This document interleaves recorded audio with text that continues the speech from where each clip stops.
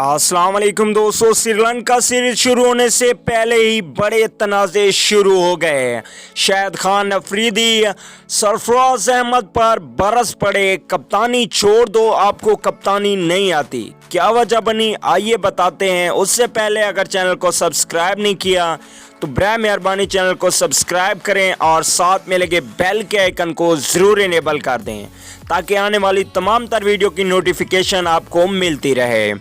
चलिए दोस्तों, बगैर कोई आपका कीमती वक्त ज़ाया किए आपको बताते चलें कि शाहिद खान अफरीदी हमेशा ही सरफराज अहमद के मुखालिफ रहे हैं और सरफराज अहमद की कहीं ना कहीं धुलाई करते रहते हैं। जब मैच हार जाएं तब भी शाहिद खान अफरीदी के कड़वे बयान सरफराज अहमद से बर्दाश्त नहीं होते और वो भी कई बातें कर जाते हैं।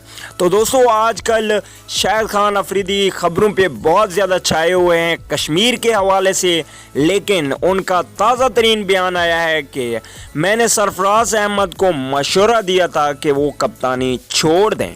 जब वो साउथ अफ्रीका के टूर पे जा रहे थे तो मैंने उनको मशवरा दिया कि आप वनडे और T20 की कप्तानी बरकरार रखें लेकिन टेस्ट की कप्तानी छोड़ दें। उन्होंने मेरा ये मशवरा नहीं माना, जाकर वो सीरीज़ हार गए थे।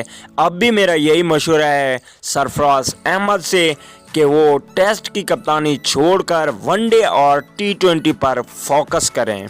तो दोस्तों, क्या ख्याल है आप लोगों का कि शाहिद अफरीदी का ये बयान दुरुस्त है कि सरफराज अहमद को T20 की कप्तानी रहनी चाहिए, वनडे की रहनी चाहिए लेकिन टेस्ट की कप्तानी छोड़ देनी चाहिए? तो कमेंट करके ज़रूर अपनी राय से आगाह कीजिएगा और शाहिद अफरीदी के बारे में एक प्यारा सा जुमला ज़रूर कमेंट करें। शाहिद अफरीदी हमारे एक ब्रेव सोल्जर हैं और उन्हें हम सैल्यूट पेश करते हैं।